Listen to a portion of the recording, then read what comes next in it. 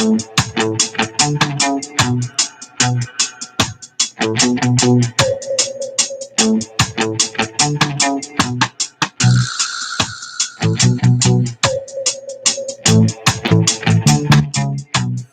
everybody to the SELAH Dubb channel. This is the Dubbcast. How's everybody feeling out there tonight? SELAH shouting out to you from the Adonai Studios here in Rancho Beach. Hope everybody's feeling good out there. Give us a shout. Big love and unity from the Dubb. We're coming to you live from Facebook, Instagram, YouTube.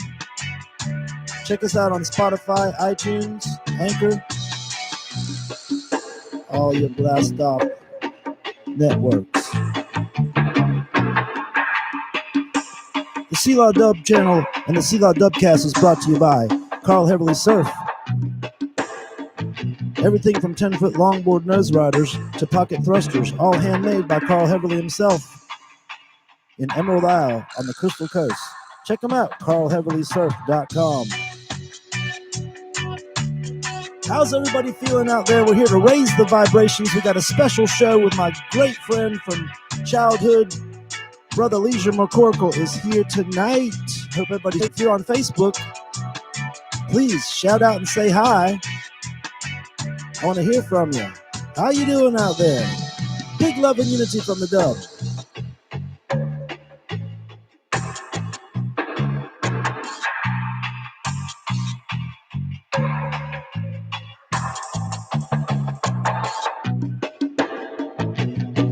Let's set up an extra live broadcast here for everybody out there. Hope you're feeling good out there. SELAH shouting out to you. This is the Dubbcast. How you feeling tonight? Shouting out to you from the Adonai Studios. I want to thank everybody for all the support. Just had a fun little acoustic cast a few minutes ago. And played some new stuff, some old stuff, and everything in between. We've been having a great time with the acoustic cast the last couple weeks.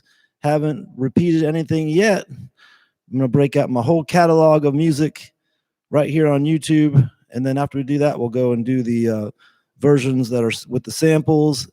And then we'll do the version band. So stay tuned for the fun.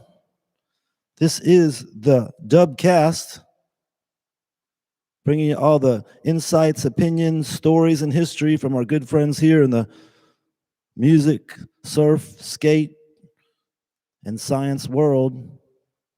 I want to thank all you guys for tuning into the vlogs and the videos. We got some great podcasts coming up in the next few weeks. Tomorrow night, we got the Night Nurse from Night Nurse Radio. Don't miss that. From 97.8. And also next week, we'll be talking to Scott Crossland and some of the different scientists that are studying the Younger Dryas hypothesis at USC South Carolina State. So check that out. Everybody's feeling good out there. Get your cups of coffee ready. I got my South American coffee going, and I'm feeling good. We're getting ready to talk to our great friend, Brother Lee McCorkle, right here on the Dubbcast.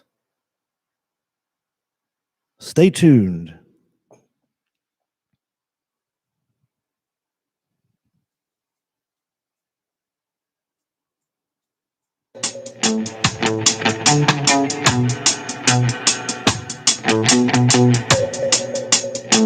The SELAH Dubbcast is brought to you by Adonai Productions.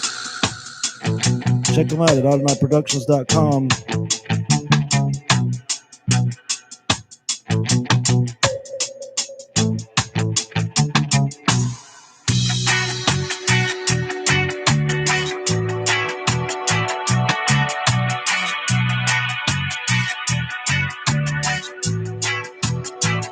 All right. If you're on YouTube, I want everybody to like and subscribe. Ring the bell and hit the button. This is the Dubbcast. Are you ready? I think we got everybody here now. Please drop us a comment, drop us a question for the end of the interview, and we'll ask Lee. Are you out there? Oh, we got some good friends already. Hey, there's Fred Klump. What's up, Fred Klump? All right. Brother Lee, are you there? Yeah, I'm here. You keep cutting in and out on me. All right. let's get this right. I'm going to move around and see if I can get a better reception. How's that? Can you hear me now? Yeah. Maybe you got some compression on it or something. No, I was turning the music down. I just got us all on the same channel. Okay, sounds good, man. iTunes thing, but yeah, we're good now. We got you. What's up, brother? How you Lee? doing? This is Leisure McCorkle, our good friend from days past. If you don't know who Leisure is, he's a singer, songwriter, guitar player, vocalist. Been working with music since day one, back in the 80s. In 1997, he launched a recording career on his own after many years playing with different groups, Nappy Star Productions, and he's released many EPs and albums since then. Check it out at leisureMcCorkle.com. He's still going all these years, and he is the hardest working man in show business. I tell you what, he plays every single day, so don't miss his live broadcast on Facebook. And how you doing tonight, Lee? Man, I'm doing great, man. You know, I'm just sort of chilling out, man. It's up here in Nashville, and the weather's like beautiful, so I took a little walk around the neighborhood and everything today, and just trying to get the health right. You know how it is. I hear you. How are you doing on in the lockdown times? I mean, busy? You know, it's almost been a year, and you know, all the gigs just canceled all at once, and I just went to live stream, and luckily I was able to do that. I mean, I did 272 live streams last year from March 16th on. And man, people tuned in. I mean, basically entertainment was there for people, you know. Insane. You know? How many? 200 and what? 272. And I took a break in there a little bit here and there. I mean, I didn't try to kill myself. Yeah. Once you get on a roll, you get on a roll and you start playing live, like you're already going to play that much anyways. So yeah. I mean, I really enjoyed it in a lot of, I mean, I don't want to do it again, but I enjoyed it in a lot of ways because, hey, man, I wasn't on the road, you know, putting 100,000 miles on the car. And I was sitting at my house. I was learning new tunes. I was, you know, taking some chances, doing some fun stuff. And a lot of people were tuning in. And I was, you know, I got to hang out with them even though we were in the pandemic, you know? Exactly. Did you find that your skills got extra sharp being on your own? Yeah, I mean, it's funny because I was going to stop playing music like rock and roll, acoustic, whatever, altogether in 2020 and really work on my electronic modular stuff. And I had planned on making a record, and that's called the Electronic Park. And I mean, when it all went down, I was like, well, damn, what am I going to do? Because everything would just sort of ceased. And I think from the musicians that I know, man, you know, I mean, a lot of musicians are kind of like that anyway, especially the ones that we grew up with back in the day, right? We were always sort of creative and innovators. And when everything didn't go exactly the way we planned, you just had to jump on to whatever vehicle you could, man, to take it. It's kind of like the Mahayana, man, in Buddhism, the big vehicle. Well, jump on. Yeah, jump on what? Jump on the Mahayana, man, the big vehicle. That's right. That's right. I tell you, well, that's what happened growing up in Charlotte with before the days of the internet and before the days of social media and the ability to launch yourself easily. We had to do it ourselves and figure it out on our own. So it's right. It's really no problem for us to be creative, but I feel sorry for people younger than us that have been so reliant and had it easy kind of in being able to pivot when you're younger is definitely much harder. So yeah, I feel sorry. And I also feel bad. I feel bad too for, you know, I got a lot of friends that are musicians and they're not singers, you know what I mean? Especially like drummers and things like that. And they weren't really able to do anything like transfer into the the social media world. Sorry about that. I had a guitar that was about to fall. No worries, man. I tell you what, my drummer was like that. Now he's been traveling to Asheville a lot just to keep himself in motion, you know, and he's gotten a lot of gigs here in Asheville. But you know, I think that many people are just not really down with the shows going on and stuff. So he's gotten a lot of pushback. So he's had to kind of chill a little bit. So yeah, you know, the live thing is going to come back soon, but right now we're just in a pivot mode, which has been serious for some people. I think it's going to be like the Roaring 20s, man, when we get out of this. Oh yeah. It's going to be, I mean, it's going to be live music every day, multiple times a day. It's going to be a lot of babies born 9 months later. Well, I'm preparing for fun times, indeed. I hope so. I hope things get better. I hope the economy can recover and some of these jobs can come back. As far as where we're living, we've lost a lot of our bigger clubs. So we lost the Moth Light up here in Nashville. Yeah, so the loss. Yeah, I'm bummed about that. You know, but we're in that situation. Things will get better. Things will pan out. But for me and you, it's probably been a nice little break because, like, the people don't really know, but you have played more live than anyone I know. Even the people down here who just knock out 5 nights a week.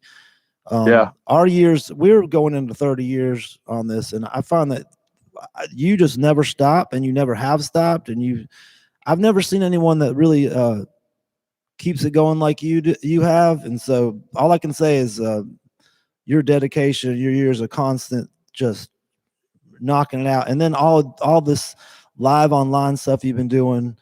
I mean, I've never seen anyone work so hard. So more props to you. I mean, I just want to let the people know that we are talking with a legend. And it goes all the way back to 1987, 1985, 86. When did you really start with your first group? I think 84 is when we started Misguided Youth. Wow. The milestone years. Yeah, well, I even went to Double Door one time, and I learned a bunch of Chuck Berry songs and begged this band to let me play with them at the Double Door when I was like 14. Really? Yeah, we used to sneak in there. Everyone used to sneak into the Double Door because the drinking age was 18. Right. So no one would notice. That's funny. And I mean, the thing is like, man, I love those days. I mean, when that core 4 of us, Lomax and Jimmy King and Sam Michalowski, through the ups and downs, man, that was a really good time for me and a really positive to get me. That's what I love, man. I mean, even though the music may have changed over the years, I think the heart is still there, of what we originally were going for, That was just the years of the discovery. And this whole little high school music world that we had with our own little punk rock club, the Milestone, and the bands, the self-discovery we had at that moment was just magical. We probably didn't necessarily know what we were doing, as far as we weren't necessarily so trained on stage, but and that was what was great about it. Yeah, but the energy and the crowd everybody was so like ready to hear something new. And I'll tell you what, we were part of our little mini revolution because Charlotte was so boring, but it was definitely the middle path between Atlanta and DC. So a lot of bands came through, so. Yeah. Did you go to the Milestone and stuff? You went. Yeah. I mean, we were. I had the problem is that I remember going to the Milestone when Bill had it, but when Jeff and Tim got it, I was trying to book the Misguided Youth into there, and they knew I was underage. So I had to scam my way in. Like, I even remember when we opened up for the Dead Milkmen, Jeff and Tim told us we had to leave after we played, and somehow or another I snuck back in, and they were hardcore about that back well, then. I mean, they were like, who are these guys, man? I mean, I don't blame them or anything like that, but it was just funny because I was like, man, I open up for the band and then you have to leave. I know. And it went from such a crazy all ages, everything goes to kind of got strict there for a minute. And I think, it was really cool that Jeff and Tim really brought at a really high level the alternative college rock sort of scene through Charlotte, made Charlotte a staple stop. And then Church of Musical Awareness, even though for its short little term, with Jeff Clayton booking it, man, I mean, we had a lot of good bands come through that little place, man. And that was for the younger people like us, Right. It was incredibly wild. Yeah, it was. Our That's early all. years in Charlotte. Yeah. I mean, think about this, man. The Goo Goo Dolls played the Church of Musical Awareness on a snowy night when only a handful of people were there. And then on another weekend, you had Gigi Allen throwing fecal matter at the audience. It's ridiculous. Right? Those were the days. And one of the first Sloppy Joe concerts, actually, just the three of you was with us at the Church of Musical Awareness. I don't know if you remember that or not. I don't remember all of it necessarily. Yeah. Fred Klump, who's on here tonight, Fred Klump was supposed to play, and he called his band Jokes on You, and apparently it was on me. I remember those days. Jam with Fred Klump, who was the guitar master, the prog rock. He turned me onto the Pixies. Oh yeah, so he turned us all onto all that stuff. Yeah, man. I love the Pixies, man. The Bajas, the Pixies. He'd pull out these crazy, like, ghostly albums. I'd be like, "What is this stuff?" Right. Fred would be like, "I'm coming right over," and then 2 days later, I'd see him. That's how artists, some of us. I won't tell any more stories about. He's on here tonight. I'm not going to tell any more stories. We love Fred. No bad vibes at all with Fred. Good friend indeed. One of the brothers. Yeah, exactly. Man. So later on, like in the later '80s, you had Misguided Youth going, and then you got funky. You got your little funk band going, Funkenstein. Yeah, and that was kind of, we were playing a lot, different shows at the same time, same places. But that was a fun time. I mean, Funkenstein, we were out of high school, and we could travel, and we were, I mean, we didn't make the best business decisions, but we still had we had a great time. Well, there was like a little funk scene, funk ska, whatever it was. And so there was like a little bit of a scene sort of for all of us to kind of tap into. Right. So right. That's kind of where a lot of bands like No Doubt came from. And a lot of bands like You Never Forget. Yeah. I mean, it was just one thing I'll say about the Funkenstein days was very experimental. Like, I felt like, especially in the beginning, there was really no rules. You know what I mean? Yeah. Well, we didn't know where it was going to go. That was a powerhouse lineup of just incredible musicians with a sick drummer. And John Cates, sick man, bass player. The whole thing. The lineup was just, you could. They were fun times, man.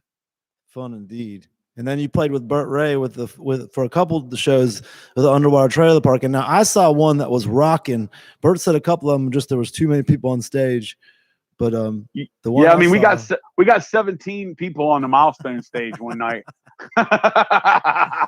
Ridiculous. That was actually Burt Ray and I. Man, that was a lot of fun. Burt's such a creative person, man. I just had such a good time. We doing that, and I think probably we had other bands that were part of that band. I think we really could have done something really cool if we just would have been able to get like a core band together as like the unit. You know what I mean? Oh yeah, I thought something was going to happen with that. Yeah, I mean, there was a lot of potential there for sure. And then you just kind of went on solo. All of us kind of went our own ways. Where were you in the early 90s? So let's see. Early 90s, I trekked up and went to school in Boone and then Chapel Hill. Yeah. And I was playing around with some different people, just, trying to be a songwriter. Well, I had a band in Boone called Big Boy, which was sort of the prelim to Leisure McCorkle, right? Mm-hmm. And that was Gary Guthrie and Jeb Pittman, and we were all at Boone. And that actually did really well, and we were sort of taking off. We got to open up for Frank Black from the Pixies right after the Pixies broke up at the Pterodactyl. Jeff and Tim liked me by then. And then it was sort of we kept trying to audition guitar players, because never been the lead singer before. So we auditioned so many guitar players that I learned to play the guitar and sing at the same time. And that's basically how it came down, sort of power trio, that kind of thing. And then I went to Chapel Hill and just kept writing songs. And then eventually, few years later, I started Leisure McCorkle. I was actually going to move. It's funny. I was playing with Justin Faircloth, who plays piano and keyboards and synthesizers. He's in a band called the Houston Brothers in Charlotte, right? And he was out in Portland, Oregon, and I was up in Michigan going to grad school. And I was like, man, grad school just ain't cutting it for me. I need to go and do something else. And I was going to move out to Portland, so I moved back to Charlotte. And was saving money to move out to Portland, and just to move back to Charlotte. And that's when we started Leisure McCorkle and made that first record and just started playing. And it was Little Mike, Big Mike from Jolene. They were in Jolene. They were signed to Sire Warner Brothers. And then and they were waiting to go on tour. And then it was Justin Faircloth, and then me and Granger were basically the core unit. It's funny because I was going to audition for Granger's band, which was Kent and Scott from Dylan Fence, because they needed a bass player, and they broke up. So Granger joined my band. There you go. Right. So you went on to play for many years with the Leisure McCorkle Pop. It became a trio, pretty much, right? No, well, it was usually it was probably 4 or 5 usually, because we had Justin was in the band for a little while, and then he had a family, and then Jason Atkins played with us for a long while. And it's cool because I played with both of those guys, and Justin was just on the last record I did here. It's just really cool to come back around, all these same, it's kind of cool, even though new people come in, right? It's kind of cool because the same kind of people that I attracted to as musicians and songwriters and all that kind of stuff, they keep circling around, right? If you're in this groove for long enough, all the folks circle around. I don't know if it's some sort of attraction or what. It is. It's kind of like, we're just kind of part of our little destiny, maybe, to stay in our little zone here in our little family. Yeah. I mean, no matter where I go, no matter how far out I am, from the center over here in North Carolina, it seems like there's someone out there, whether it's Portland or San Francisco or Chicago or wherever, there's always someone that sort of like comes back to that circle of people that we sort of played with over the years. Yep. I've noticed that. Indeed. I've kind of been away from it and now back into it, so getting more in touch with the early people grew up playing with. Like the 90s, the 80s and 90s were almost like a magical moment of growth, discovery. I was talking about that with Jason. Like it just seemed like the 90s especially were like a very magical time where every 3 years things were different, and things were really cool. And I don't know, I thought we still had, the thing I was thinking about this today actually is the problem is that we had a record store to go to where people worked there and were into music, and they turned you on to new stuff you hadn't heard about it, and people came through. We had some radio back in the day, exactly. Whether we had things like that. I mean, realistically, the kind of rock and roll we grew up with is pretty much dead. Yeah. I mean, that style. I mean, I don't want people to take this out of context, but rock and roll as we knew it, whether it was political or whether it was emotional or whether it was people shaking their ass, that movement is gone. It's been put through an auto-tune corporate model now. And I think that's the reason why the younger kids aren't really attracting, I think, to rock and roll as we know it, in that sort of, I guess, 60s and 70s kind of vibe. And that's why they're gravitating towards things that are more like events and more like crazy ass. That's the reason why I'm into electronic music, because electronic music isn't corporatized really yet. And all this modular stuff, I'm in Asheville. So this is like the home of modular synthesizers on the East Coast. Yeah. With Moog and, and Make Noise and these different companies. And I go out, anytime there's an electronic show going on here in town, I go to it, man, because that's the shit. That's the stuff coming down the pipe, man. Are you there? I mean, and even when I notice that when you're playing, right, like you've incorporated all kinds of electronics and sampling and all that kind of looping and all that kind of stuff into your music. Yeah, I've always the modern electronic thing has been important. I mean, it's always influenced me since the early days of like in the 80s. And I always wanted to be like, do what I'm doing now. Even in the 90s, I just didn't understand how to do it. Yeah. And so for me, what I'm doing is I've always wanted to have this, but now what I work with is like even different, because I feel like I have AI with me. I feel like I have a little computer robot that's my musician, because my little musician has all the parts ready to play them whenever, at any time. My little robot can play any of my parts for any of my songs exactly how I want it.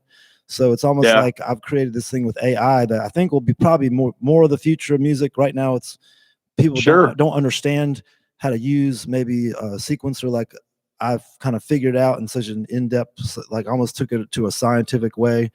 But as people start to figure out what I'm doing here, like there's a lot of people in the reggae that they already do kind of. I got it from reggae, you know, so, but you know, my influence comes from watching even the early days of when you saw like, remember Sean and Brad. Oh yeah. Well, you know, that was one of the industry, first, you know, that was ahead of its That was time. one of the first bands I booked when I was an agent back in the day with Penny. Yeah. Is I saw them and I was like, man, I don't know what it is exactly. You know, I mean, I grew up on Duran Duran and Depeche Mode and that kind of stuff. I love that music.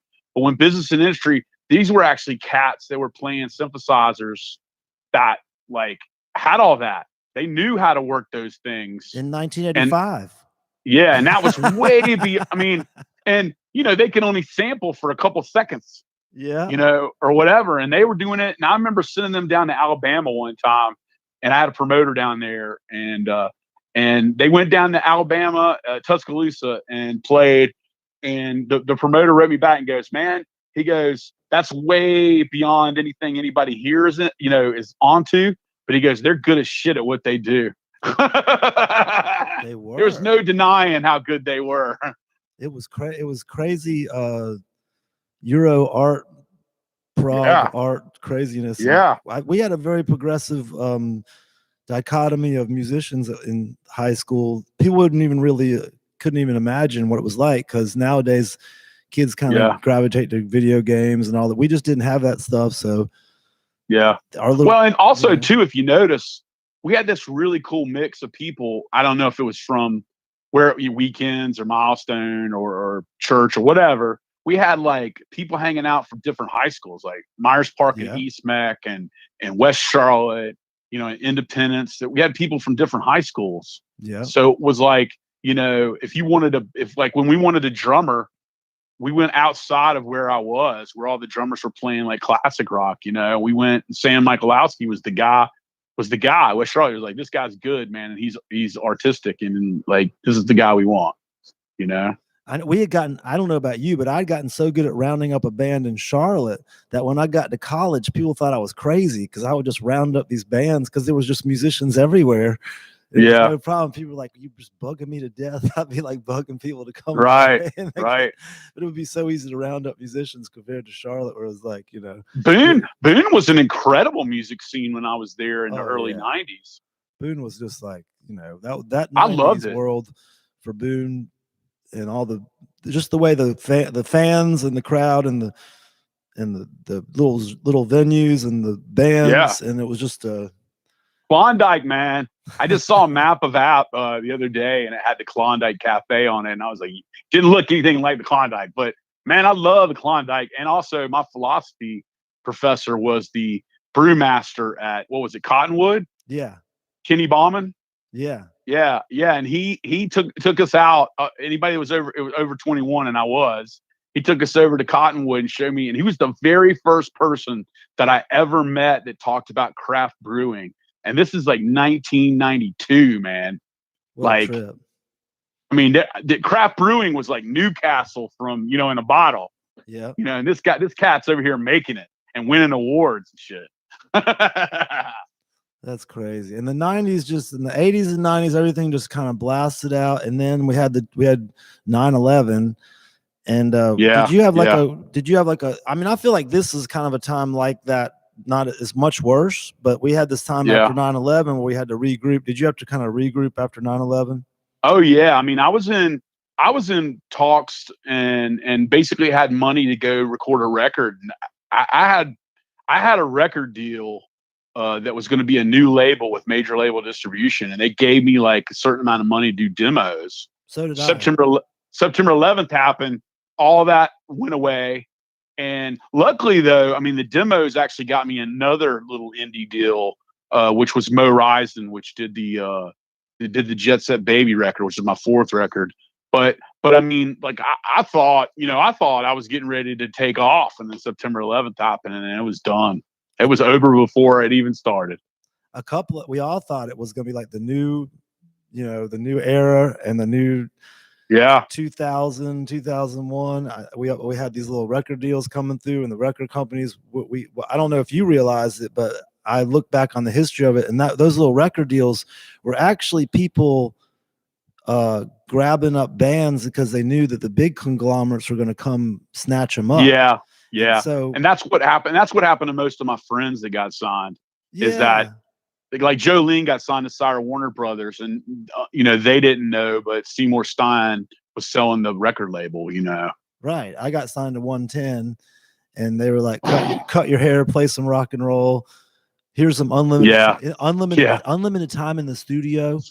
And I went in the studio and recorded like a lot of money worth, and then they sold the company, and then the studio came to me for the bill. And then they were like, he was like, "I don't want to send a sheriff to your house, but we're gonna have to get this bill worked out." Wow. So it was a lot of money. I don't know. I borrowed money from here and there, and I got the money, but then I can't remember who I borrowed it from, but then they wanted the money. Oh, I got the money from a company, another record company that bought more music, and then they folded, and then they wanted all the other company, the third company wanted they wanted like $10,000 in a month. They're like, "We want all our money." Wow. Now. I was like, "What? Wow. We're going to sue you." I went through this whole thing, and 2 or 3 years later, after my record deal, these people wanted $10,000 in like a month. I was like, "Oh my God!" I was like, "It's really hard to deal with." Can't squeeze a turnip, brother. So the early 2000s were a nutty time. I think everyone had to go through this kind of regrouping that we're going through now. Yeah, and it was also a time when also building on that is when you saw the sort of supercharged corporate companies come and take over even more of the industry. Right. And then it was started becoming no hope. Like when it got to be about 2006, I was talking to a lawyer that got me up with Clive Davis, and he was he's like a lawyer for Neil Young, and he was a lawyer for some bigger people. Anyways, Ira Abrams, and he got me up with Clive Davis, and Clive Davis is like, "Well, yeah, I got a bunch of diamonds in the rough. You need to give me a full setup, a full company, a full a full staff, and then maybe we'll hire you." This good album, ain't gonna do nothing for me. You need to have a bus, a staff. And so they were just at that point just taking on. I mean, that's when it stopped. And I've been fairly successful at booking for years. But that's when, Live Nation took over, which it changes names every 5 or 10 years, all these companies, so that they don't call it a monopoly. But the Live Nation, controlled all the booking, all the clubs, right? And it was like I was in between places sometimes too. Like I was too indie early on, but then I was like not commercial enough to get in the Live Nation venues, but also not indie enough to get into the hip clubs, the little small clubs. And you know what saved my life at that moment? I had the exact same thing that happened to you, and we were losing all of our big clubs, and DJs were taking over. And I met Maurice Williams from the Zodiacs. Oh yeah, okay. He was in Charlotte, he was in Studio East. Anyways, he took me under his wing for a very small record deal and just gave me money to make music there. And it was just more of a learning experience. But he said, "Okay, Mark, you're done with big clubs. You're going to do what I did." He's like, "Me and my friends, we had to create a Chitlin circuit." And it was the original creator of the Chitlin circuit. He said, "Now you're going to go to all the restaurants and all the little pubs, and you're going to book yourself." Like, we didn't do that. We always looked for the big venues. And he got me to go up and down the coast. He first started me with Myrtle Beach and Wilmington. And so he got me on this Chitlin circuit that became restaurant gigs. And that paid all the bills and got the great crowd, because the big venues just had big bands, you know. So if the night before somebody big played, then nobody's going to come see you play the next night, you know. So that's what I always wanted to do, is like once it all went to shit after 2001, I wanted to get out of the main venues for bands and get into the like double doors. I wanted to play like, if I could play the double door to a couple hundred people in every different city every night, I would have totally done that, no matter what kind of music I was playing, you know? Yeah. That saved my life. I stopped opening up for big bands, and I got my own crowd. But when you're opening up for all those big bands and playing the big venues, you just get lost, because you don't have the advertisement ability or the ability to just keep up with them. Well, I had some success. I mean, I went out with like Cowboy Mouth, and they treated me really well. And I went out by myself. And what I thought was really cool about it is that I got noticed more and sold more merch and CDs, because people were like, this dude's all by himself opening up for Cowboy Mouth, which is like one of the best live bands in the country, right? Oh, you were courageous. And people really attracted to that. And that actually, I met a lot of people that way. But I'm totally with you, man. I mean, as far as I'm concerned, I would have been just as happy as playing the Chitlin circuit. And that's actually what I ended up doing, because I was playing acoustic in the end. And the thing is that the only people that would book me were the kinds of places that you're talking about. They were like, you can come in here, I'll pay you more money than you will ever get to play that big club. Exactly. And you're going to have people in front of you. You're going to get free meal, a tab for drinking, and you're going to have a great time, and you're going to be able to go play every day. And that's basically how it ended up being. I mean, I guess I didn't call it that. Maybe it's the new wave Chitlin circuit. Exactly. The only catch is we're going to have to move these tables out of the way, and you're going to be playing on the floor. Well, and the other thing too is the acoustic thing, which, sort of I was thrown into, was that I had to learn to play 3 hours worth of music. I mean, and the thing is, you can write your own ticket, man, if you can play for 3 or 4 hours. Exactly. Because that was what killed me when we were in Funkistan. I always had to book us with other bands, or say we would get a big money gig at a fraternity in Chapel Hill, right? Well, we could only play for 45 minutes to an hour. Right. And that was it, man. So we had to book another band with us all the time. So the money started deteriorating all the way down. Well, when you can play for 3 or 4 hours on your own and mix it up and play different kinds of music, including your own, well, then you can write your own ticket, because that's what people book you for. And that's kind of like the old blues scene.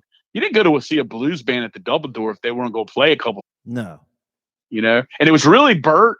It was Bert and you guys are the ones that turned me on to that. And then playing, of course, with Cito and Shorty and some of these other guys that played in jam bands and things. That's actually taken me to another level. You know what I mean? Well, you're like you're little lazy. After that, you went into your academic phase for a few years, and then before we'll talk about that, but when you did the Leasy thing right before you kind of went really acoustic, that's when I felt like you were just about skyrocket. You were about to skyrocket. Yeah. But I know you had to just go up against the big. Well, I mean, I had a great management team. We had a deal. I think this is when you're talking about the early, like 2002. I had the Wicker Brothers managing me, who were in Atlanta. They were doing all the right things. I had a little record deal with Mo Rising, and it wasn't a little record deal. It was a big record deal for me, but it was like there were things that were on the cusp. And then I just felt like the whole music scene, that was around the time Napster came out. Yep. And all the sharing and all that kind of jazz.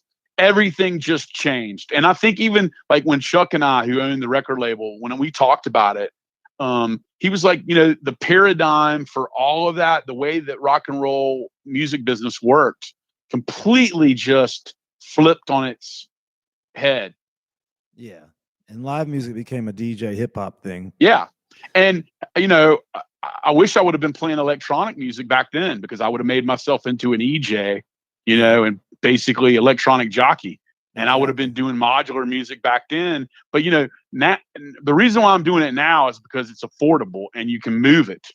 Back in the day, 10, 20, 30 years ago, that stuff was extremely expensive and very, very big. Yeah, exactly. but you come a long way, and you got into your little more of acoustic phase, and now you've gone from playing like pop smash hits to playing like more traditional, I would say, Americana.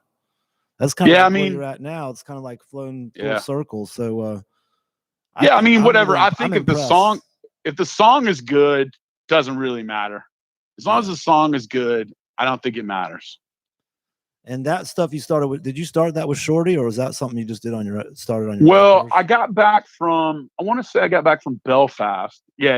I got back from Belfast in 2007. And then I was on the job market, academic job market. And Shorty and I started playing together because his band had had been wavering. They weren't getting any gigs or anything. And I don't even know if they were breaking up. I can't remember. It was something going on. And I asked him to play with me at a function outside on the patio. I knew he was like way better as a musician than I would ever be. But I basically was like, just free hang with me and I'll try to hang with you, on the rhythm. And we played and it was sort of magical at the very beginning. I mean, it worked from the very start. I've been playing with Shorty longer than I've ever been in a band. Yeah. So, that's been almost 14 years. Yeah, 14 years ago. Wait, 13, 14 years ago, I've been playing with Shorty. And I mean, we just never looked back. I mean, it just became, I don't know, it was just easy. You played a million gigs. I played, several thousand for sure.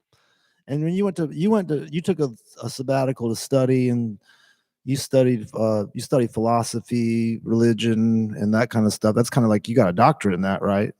Yeah. And I mean, I've basically had two loves, right? I've had the academic side and the music side, right? Mhm. And so I've never really put either one of them down, right? But what happens sometimes is, like, say your career stalls in one area, you pick up the other one. Does that make sense? Oh yeah. So basically, when I get tired or something stalls and I got to rework whatever I'm doing in the academic or music side, I pick up the other one and roll with it, and then I put the other one down and just keep that in the back burner. So were you in Belfast studying? Yeah, I got a PhD in Belfast in 2007 was when I finished. Wow, what an It incredible was fun, experience. man. Belfast was awesome. I was thinking about that. Do you have like close ties because of being a McCorkle? Yeah, I mean, half of my family is really Scottish, right? Yeah. And then a lot of Scotch settled in Ireland. Mm-hmm. And so I have at least 1/4 of my family is from Ireland. And I know that for a fact now because I traced it recently. Did you? And so, I mean, but all those people, all the Scots and Irish and the Celtic group, most of them came from Scandinavia, as I've learned. True. So they're not related to the English, and the Europeans. They came from Scandinavia, came over and took over that sort of the northern part of the UK and Ireland, way back in the day, ancestral times. Kirby is Scottish. Yeah. Her mom is from Scotland, so she's got hardcore Scottish in her. She's wild. Yeah, man. So argue with the stump, man. So in Belfast, did you get around the countryside and country a little bit? Or yeah, and I met a couple people early on, especially my good friend Tom Murphy, the Murph as I like to call him. And man, it seems like every weekend, or whenever I would have time off after something I had to get done, we would go and I would, we would go around the country and it was really cool. Like, I mean, like I flew over to Liverpool to play when I was in school. So it's not like I completely cut off playing. I played the Cavern Club for a festival, when I was in school. Wow. And yeah, it was fun, man. And I mean, I loved it. Ireland was amazing. Like Galway, that was one of my favorite stops. Donegal. Of course, we went to Dublin a bunch of times. I just checked out, a lot of the country. But tell you what was really interesting was like when you would go to the sessions, man, you would love the sessions there. The Irish sessions where they sit in the corner and the musicians play traditional music. You would love it, man. Oh yeah. Oh yeah. I mean, these guys they're all playing on the fly, even though the song might be 400 years old. They're playing on the fly, man. It's never the same. And it might be people that have been on tour with like the Chieftains Really? or some huge band, but it might be a beginner, playing with them, What kind of instruments are they playing? I mean, all different kinds of flute, the bog drum, which is like a drum, banjo, guitar. You had people that sing that they're lyricists. And I mean, the Irish are the best storytellers in the world, man. I've never heard anyone tell stories like the Irish. Can you understand them? Oh yeah. I mean, they were speaking in English, but I mean, well, if you go to Galway, people do speak in Gaelic, and there's radio. There's a full radio Irish, national radio station that only speaks and plays music in Irish. I thought it was pretty interesting. I got a couple words here and there, but yeah, I mean it's definitely a cool place to be. What are classes like in an Irish university? Is it different? Well, I was in a doctorate program, and it's because I was in Northern Ireland. Yeah. It was a lot like the UK because it was the UK, right? So Yeah. the university is basically a UK university, but because it was a doctorate, there are no classes. Exactly. You go and sit in on whatever lectures you want to sit in on, and you have seminars with the faculty that I was part of, and then you just work on your dissertation for 3 years. And what was your thesis, your dissertation? Mine became a book in 2010, but it was on, in a nutshell, why do people perform all these different kinds of strange behaviors around the dead people, Okay. And mine traced sort of the archaeological and historical and ethnographic record of the way people handle dead bodies. And then I looked at, why this might be because of us as humans. And then I developed my own thesis and did semi quasi experimental tests to provide evidence for it. Intense. So you definitely probably looked into the Agori in India. Oh yeah. Which is some craziness. I mean, I spent majority of my fieldwork was in India and what I would call, I guess, South Asia, Central Asia, and East Asia. Oh, so you went and visited and researched. Oh yeah. I mean, yeah, because I was in an anthropology program, basically, you were expected to do some kind of field work. Trip. So you actually visited the Agori people or people like that on the I mean, one of the places I spent a lot of time in was Varanasi, which is where a lot of Hindus take their dead to perform different rituals. Yeah. And I was more interested in the kind of feeling that you get there, because your mind, part of my thesis was that your mind really hasn't evolved to handle dead bodies. It's meant to handle living bodies, right? Yeah.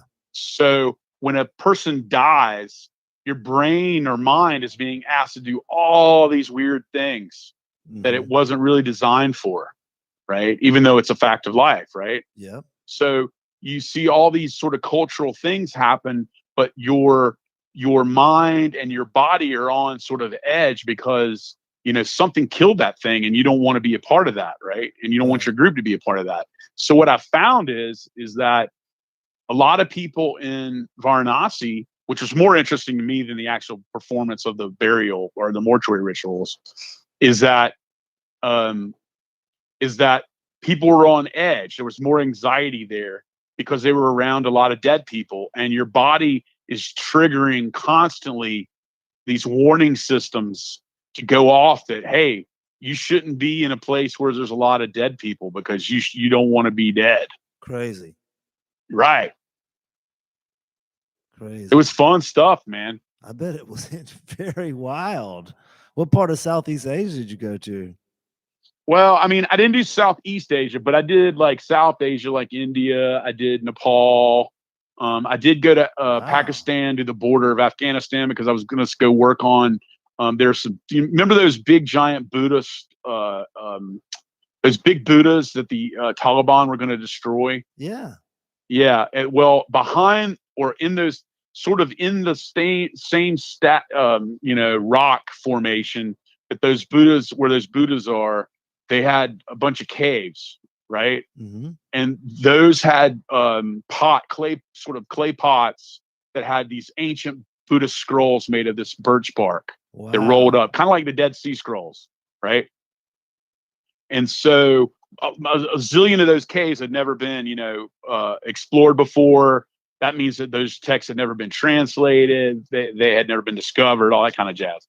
Well, there was negotiations during one of my visits where the British Library had gotten a bunch of libraries together, and they offered the Taliban some ridiculous amount of money to carve those Buddhas out and all the artifacts behind them and take them somewhere else. Crazy. And they wanted a team of people that could help translate and all that kind of jazz and do the dig. So I volunteered and all this kind of jazz.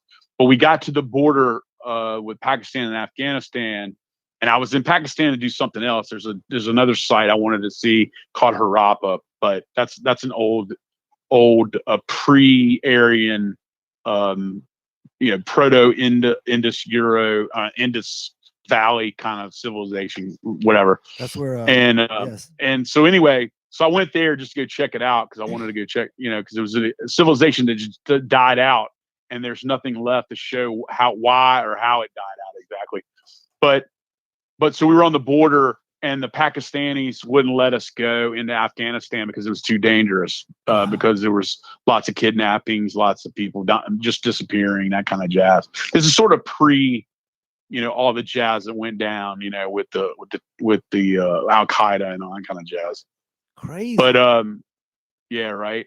But anyway, so Nepal, I went to Nepal for a while and actually paid for the memorial for this person, this sort of elder that had passed away.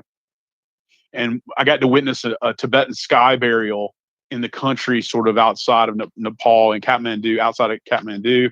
And it was like really cool, and it was seriously illegal. So it was sort of on the hush hush. But anyway, I put 500 pounds so they could, sterling, so they could have this is memorial. illegal with the Chinese government?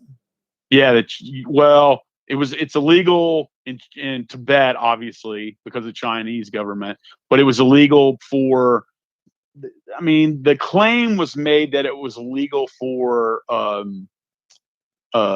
sort of hygiene. Yeah.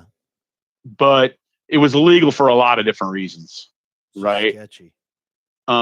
It'd be like, kind of like, imagine, it's not that different from America. Imagine if one of us or our friends passed away, right, and we wanted to burn them on the funeral pyre, right? No, they wouldn't allow it. I think the fire marshal and the health inspector and all those people will be raising hell. Exactly. Because, and then also too, I discovered, there's a whole professional industry of mortuary experts, right? Yeah. And they have a union, and they have organizations where they try to protect their guilds, and their profession. So, there's money in it. There's actually kind of interesting is that the more you get into it, the more you learn about how much, money is in it, and they want to protect that. Now, one of the really cool things is, like, in Ireland, they have a lot of the people that have mortuary facilities are graveyards. They have a bar too. Trip. So you'll see a bar, a bar and a graveyard or a mortuary sort of place. What a trip! Interesting fact, right? And in this Tibetan burial, like this in Nepal, they put the body up on a little bed up like 6 feet up on some poles, right? And this one was a Tibetan sky burial, so. They basically, I've heard there's different styles depending on where you are. This is where they hack the body in pieces and they feed it to the birds of prey. Yeah. While the people stand around. Yeah. Wow. And the thought is that the soul or the Atman or whatever you want to call it, spirit, has transcended the body. Yeah. And that you should give the body back to other animals so that they can, because the person that's living is gone. It's not in that body anymore. Yeah. That's so there's no reason to keep that. The what now? That's crazy that you witnessed that. Yeah, I was fortunate. I or unfortunate, depending on how you look at it, is that I had met this group and the elder when I got to Nepal, and the elder passed away, and I had gone to a lot of the activities and all this kind of stuff, and and when he passed away, they were sort of worried because he was such a big figure at the time that they couldn't afford everybody to come, but it was considered to be sort of rude not to allow everybody to come. Yeah. So they couldn't really afford it. So what I did is I was making, I was getting a stipend for my doctorate, and I was getting paid in pounds, which I mean, a couple of pounds, you could have lived like a king, for a couple of days, right? Yeah. So I basically offered to pay 500 pounds so that they could have the memorial, and they invited me to go see the Tibetan sky burial. What a trip. It was a trip, but it was also one of those things where you weren't allowed to take pictures of any people there. Yeah. You weren't allowed, you know what I mean? Because those people could have been arrested. Oh yeah. It was just a life experience. Yeah. So, any reference to them, I changed in the book and all kinds of stuff like that. Actually, a lot of that got taken out when my supervisors went to go and help me edit the manuscript for my dissertation. They were like, you got to take some of this out because we had to fulfill certain requirements for the the word length and all that kind of jazz. So we got rid of I should go back and look at all those files and maybe put them into another kind of book, but we'll see. What a trip. Yeah, it was, man. I've seen some crazy ones. Japan was fun too, man. There was you'll love this, man. I was born in Japan, so tell me about it. Oh yeah, so I was in Kyoto, and I was going to see, I don't know if you're familiar with where the Oban, where they that's sort of where I was born in Tachikawa. So yeah. So they sort of burn the kanji around the city. Oh really? Yeah, and the thing is, that used to be dead bodies. There was a plague when they started it, apparently, and they burned kanji, dead, like big posters of words, big Chinese characters, like Chinese Japanese characters in the hillside, and they burned them when they were bodies, and of course the plague went through, and ravaged the people. But then it left, after it's done, you know what I mean? It leaves people behind. It's just the way sometimes a plague will burn itself out. Yeah. Because some people have immunity and also herd immunity, also the kind of jazz. We're learning about that now, obviously. Oh yeah. So then what happens is they burn this kanji. Well, the disease just sort of disappeared or flared out or whatever. And so they decided, they kept doing it every year because they thought it would keep the plague away.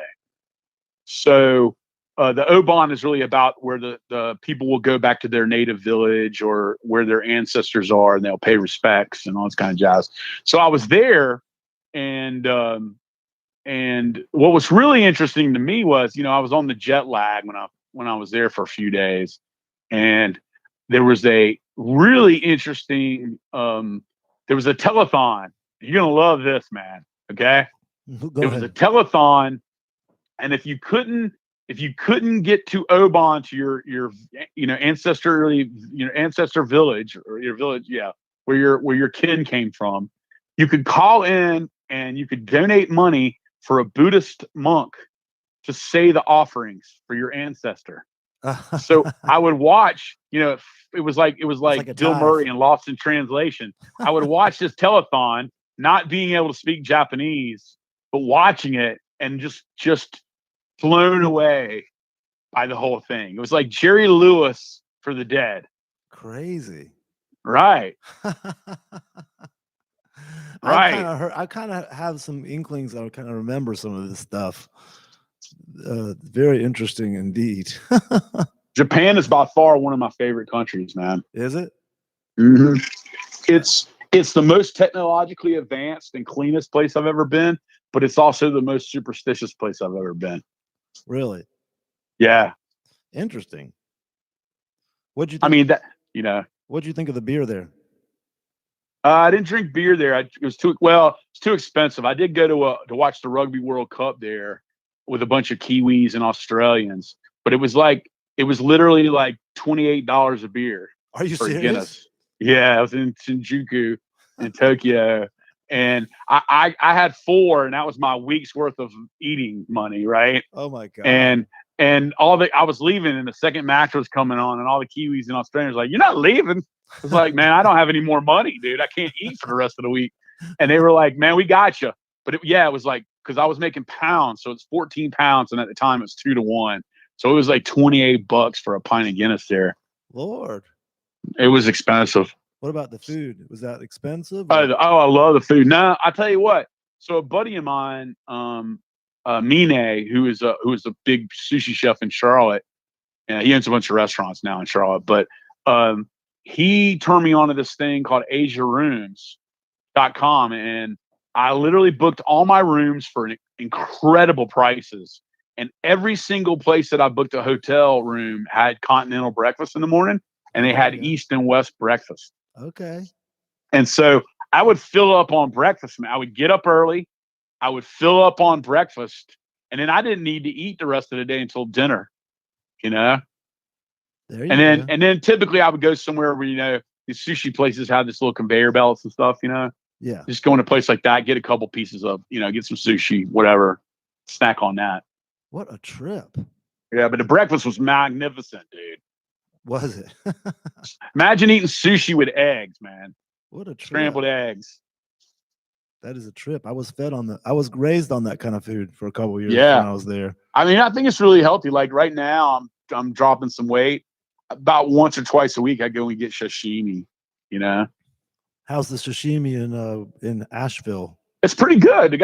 I've been going to this green tea sushi up here in West Asheville, and I've been pretty happy with it, to tell you the truth. Have you? I know you got there in the pandemic. You were there for about a year before the pandemic, or maybe 2. But I've been up here since 2017. But I was sort of like living, because I was playing so much in Charlotte and being on tour. I mean, I really was homeless or living on couches in Charlotte. Yeah. But have you done many shows in Asheville, or are you mainly tour out? No, man, it's almost impossible to get a gig here. I played one show with Cowboy Mouth at Salvage Station, which is a really nice, big, large venue. And then I played one other gig in Haywood, and it closed down right after I played there. And man, it's almost impossible to get booked up here. It's always been the case with Asheville. Yeah, I mean, they're not having it. Their season is real fickle. So they don't have a lot of space like some places have a longer seasons and stuff. So. I think it's real insular. I mean, it's still really a small town. They just, the people that book from what I understand, people that book the Orange Peel, they book Bonnaroo. So you've got so many big people coming. You've got an amazing amount of people that come out of the sticks, man, that can play any instrument on the planet. And the other thing too is that the people that play around here, they play for not a lot of money. In Charlotte, you can make a living. Yeah. Up here, you might get like $50. Well, they better watch out, because once Leisure McCorkle breaks into a scene, he's going to be playing 4 days a week in your town, and you're going to lose all your gigs. Because I mean, a lot of people probably say that about Charlotte, like you can't get no gigs there because Leisure McCorkle stole all the gigs. Yeah. So, it's the same kind of deal. Like people get the inside scoop. I just think, once we get out of this, I want to get back to my electronic thing. That's really what I want to concentrate on, because I can be a whole band with the electronic thing, and I want to try to branch out, I'm looking forward to that. Redo my thing. Well, I did some test runs on my last 2 tours across the country. Mm-hmm. I did some test runs on it. I've almost got it dialed in, but I want to make a record first, like I did with Leisure, right? Because I want people to know a couple of the songs, Mm-hmm. and then I got to figure out how to pack it up better, because all that electronic stuff, man, is not easy to travel with. It's, I did all kinds of weird retweaking as I went. Well, what kind of gear are you running? Well, I mean, everything's modular, or there's no, like I run a Moog Theramini. Mm-hmm. I run a Moog Mother 32s with sequencers. I've got some different like drum machines. that I like. I got this really cool Korg. What the hell is that thing called? Don't even know. It's like you play it modular though. It's really strange. But what is it called? Oscillator. That's what it's called. Korg oscillator. Oh, I love that thing. And then, I mean, that thing's amazing. And then I got a bunch of sample, loopers. I've got a bunch of DJ looper for the vocals, and I've got the pedal looper, the hardcore one for the Boss one for the music. And so a lot of what I do is layering, and it's got a kind of cool, like spiritualized shoegazer kind of thing going on, It's back to my roots, of course, with Duran Duran and Depeche Mode and all that kind of jazz that I used to love growing up. And of course, craft work. It's got some craft work in there. But I want to do that, but I've got to figure out how to travel with it. And different things like that. And once I get a couple of the logistical parts, and I noticed, I actually took it out the last time I took it out. I did really well with it on tour, and I didn't even have any what I would call like songs, you know what I mean? Traditional like songs. Mm-hmm. And I did really well with it. I mean, I probably played half my shows under the Electronic Park, which is the name of it. I named it after the arcade where Sir Edmund Halley's is in Charlotte now, Oh, okay. And sort of get that local flavor. Right. And then after that, man, I just sort of, I had a great time doing it, and people were like, man, this is cool as hell, because one of the things I noticed is like, you've got people that pre-record their stuff, right? That have it on a computer that play like a DJ kind of setup, right? Where they might play with it in their DAW or whatever.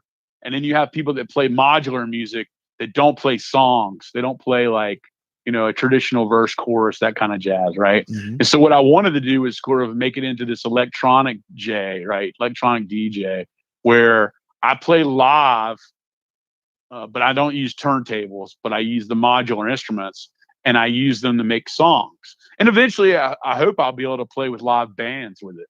I'll be able to. Cito and I've talked about it a couple of times because he's all into that kind of jazz. Is that I'd like to make it so that it's just my own instrument, my own setup. It's my own thing. I can sing to it. I can be a full band, or I can play with other bands. Yeah, you just got to go out there and like I've spent 12, maybe 15 years experimenting on how to do it. So it evolved for me, and I think the first 5 years were highly primitive. I didn't really kind of quite get it takes time because you learn different nuances and what's going to work and what's not, and how to make it real organic. And I mean the best lessons I've learned are things that went wrong, when it doesn't completely work the way you planned it, right? You just have to roll with it on the fly. But people love that syncopation and all that kind of. Yeah. And I think too, it's like we were talking earlier, people like to dance. Like Johnny D, I used to live with John Demere, who played in Wavy Train. And he'd say, man, people want to go out and shake their ass to a band sometimes. Yep. And so if you can get people to get into like the music and that rhythm, and I'm not even talking about it has to be like a really fast rhythm or anything like that. You get people and they're just, they feel it. You know what I mean? They feel that it's got something, and it makes them move or feel emotional towards it, experiential, It's an expression for them to come and express themselves and be more a part of it than just sit there and listen. And so like for me, that's like the crucial thing is the dance participation and all that stuff. It's not so different. I mean, even though I'm trying to go for something. That's one of the reasons why I haven't put a bunch of stuff on Facebook and live and all that, is I want the show to be, I want to go back to the show with it. You know what I mean? Yeah. I hear you. I want to develop a light and sound show like John Lomax did. He's a lighting technician down in Shreveport. One of my last shows on the tour with the Electronic Park, he did the lights, man. And I was like, oh, hell yeah. It was like when Drew Detweiler was your light guy back in the day. You know what I'm saying? He had this amazing light sort of visual show to go along with what I was playing. I carry all the lights with me. I've gotten more and more developed over the years. If you're self-produced, you got to just eventually I'll do that. I'll get Lomax to hook me up, and I'll have it all where I can dial it in like that, But I'm not there yet. So looking forward to it. Everyone has been looking forward to this interview. I got friends of all different little circles I even have a friend in Colorado that, I have friends all around that are good friends with you that are tuned in today, and just they remember the old days and the new days. And I think that the main thing I want to say to you is I'm super proud of you, and I'm super stoked that you keep the music going and keep it alive, and that keeps you young at heart and keeps you moving. And I think like when people like you are still going, everyone else thinks that, the world's okay. You know what I'm saying? If like Leisure still playing, or if I'm still playing, even if they're not tuned into us all the time, the world's okay. So for me, it's like crucial just to check in and hear from you. And honestly, I feel like you're the hardest working musician I know. Well, man, that's a big statement coming from you, because man, you play your heart out, man. You're playing all the time, man, before the pandemic was going on. Oh yeah. Well, you got. I mean, you and me, Josh Daniel, and a few others, man. I mean, we're playing. What else are we gonna do? I know, right? What else are we gonna do? I know exactly, right? So what is your? Do you have any words of wisdom for the younger generation, musicians, artists, how to keep going during this time? How to keep the vibes up? Like, do you have any kind of daily rituals you do, or anything that you keep yourself in motion as an artist?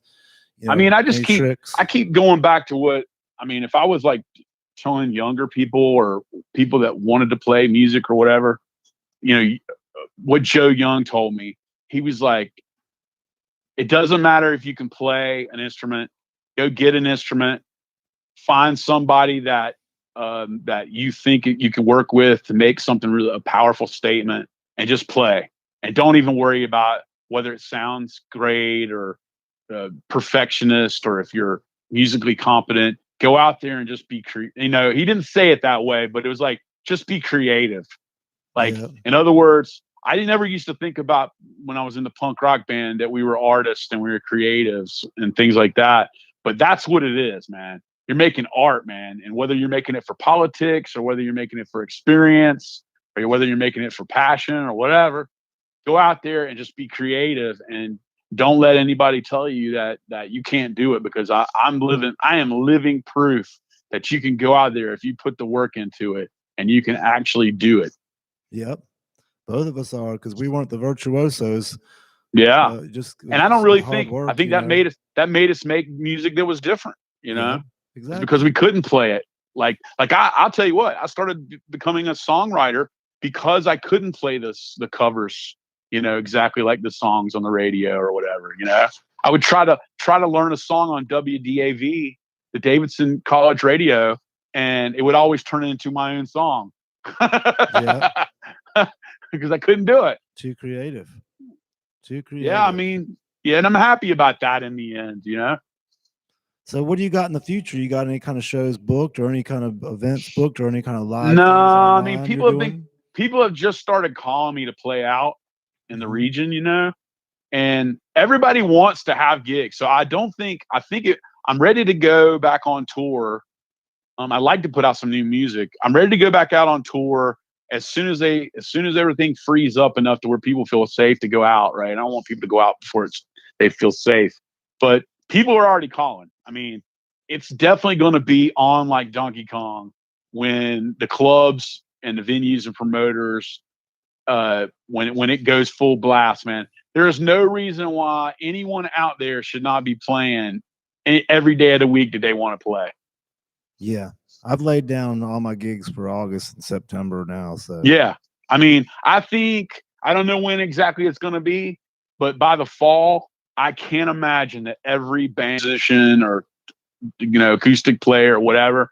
I mean, I would imagine you could probably get 7 days, because it's going to be like this. One of the busiest times I ever had was when the recession hit back in, what was it, 2007, 2008? That's the deal. Yeah, that was a big change. I got called every day, sometimes 2 or 3 gigs in a day, because they were trying to get people out to come to their place, and they had specials and all this other kind of jazz. So people were calling me all the time. So I'm thinking it's going to be like the recession supercharged, because everybody's going to be wanting to get the business, from everybody that's out. And it's going to be like, I got live music. It's kind of sucks in a way for live music, because that's kind of where it's like, I call it one of everything. we got to this weird corporate sort of idea at one part where it's like, oh, we have craft brew. Oh, we have great wine. Oh, we have cornhole. Oh, we have sports. Oh, we have live music. Oh, we have a DJ. You know what I mean? Yeah. One of everything, right? Yeah. So I'm hoping it's just going to be like, man, people want to see live music. They want to be around live people. They want to have cheap drinks, and they want to have, good specials on food and all that kind of jazz. And I think it's just going to be explosion. Now, I hope a lot so. of hopefully the venues will survive till then, but that's what I'm thinking. I think a lot of them are gonna, we're gonna have a thin out of venues and bands. But my word to all the musicians, artists, people in the industry, the service industry is just hang tight, because it will. I think once you pass, be prepared. Get yourself prepared. You just gotta. I mean, the thing about it is, isn't that what we've been doing? I've told all my friends that were suffering during this. I was like, we just gotta hang on. You know what I mean? Yeah. It's like, I mean, you're a surfer.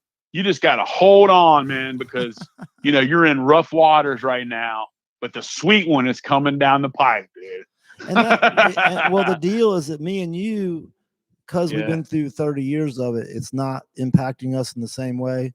I think if we were in a younger stage of our career, we'd be much more like just wigging out about the situation, and we'd be much more depressed. Yeah. So my hope is that we can reach out to those that have lost faith or that have given up. Like there's a little group here in town that they're called Entangled Dreams, and they're just like two little girls that sound a lot like that girl from the Pixies who she did that song. Oh, Kim Deal. Deal, yeah. It's like that. They're like that, or they're like Nirvana. They brought back the grunge, but the pandemic killed them.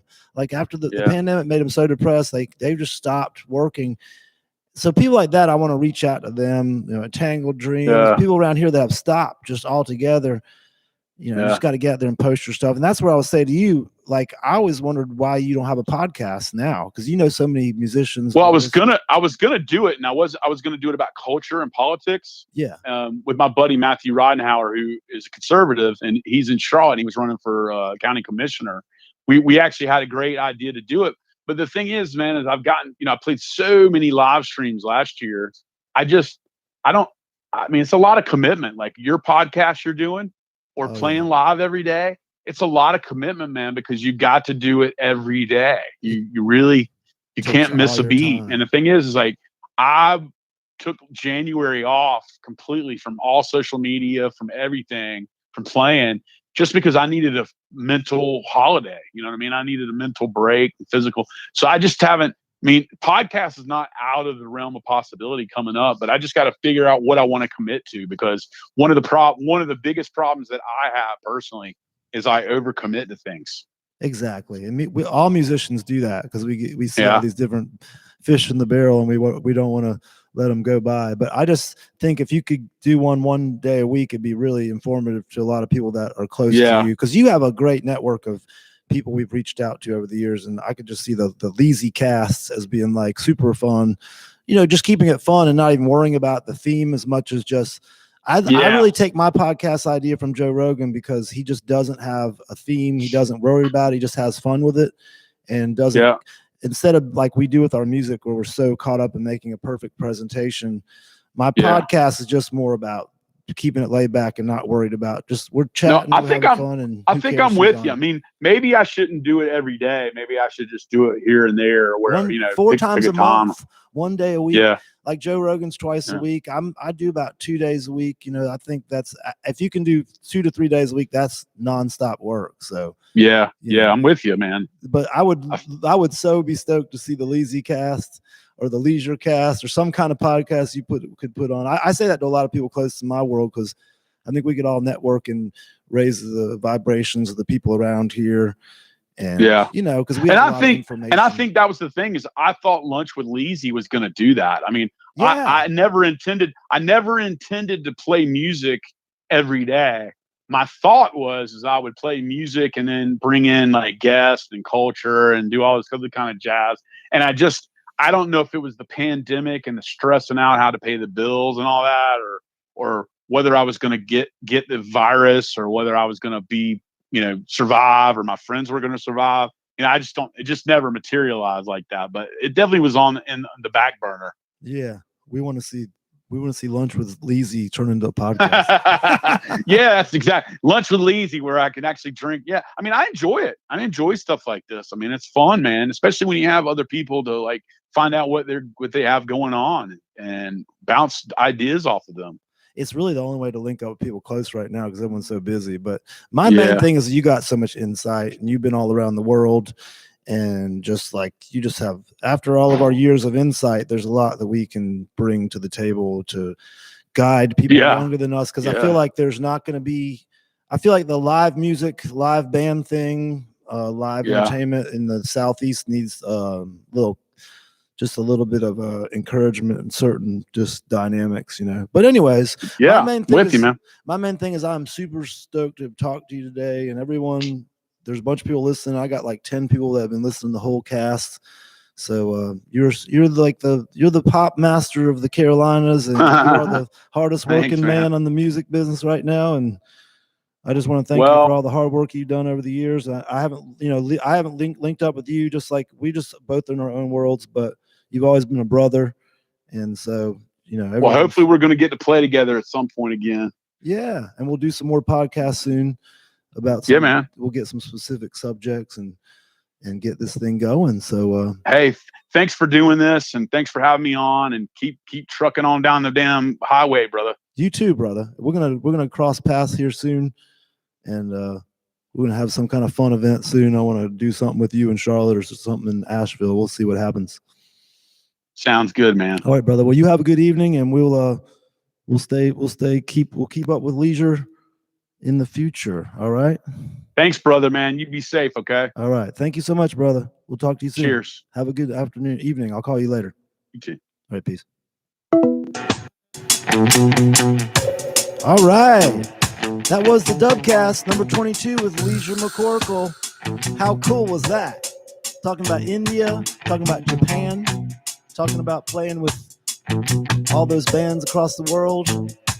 What a cool interview indeed. We'd love to have him back soon. So big love and unity from the Dubb. We hope you raise your vibrations out there. And that is Dubbcast number 22 signing off. The Dubbcast is brought to you by Carl Heavily Surf. Check them out at carlheavilysurfboards.com. Don't miss it. It's got a brand new special coming up. Put in the promo code SELAH Dubb and get yourself 25% off. All right. Everybody have a good evening. Don't miss Dubbcast 23 tomorrow with The Night Nurse. That's right. Kimberly McSmith from the 98.7 Reggae Redemption Hour. So stay tuned for Dubbcast 23 with The Night Nurse. Everybody have a good evening. Big love and unity from the Dubb. See y'all signing off. The SELAH Dubbcast is brought to you by Automatic Productions. Check them out at automaticproductions.com and come visit us at SELAHDubb.com. Like and subscribe if you're on YouTube. We want to build up the tribe. Thanks so much for tuning in to the Dubbcast. We'll see you tomorrow. Big love and unity from the Dubb.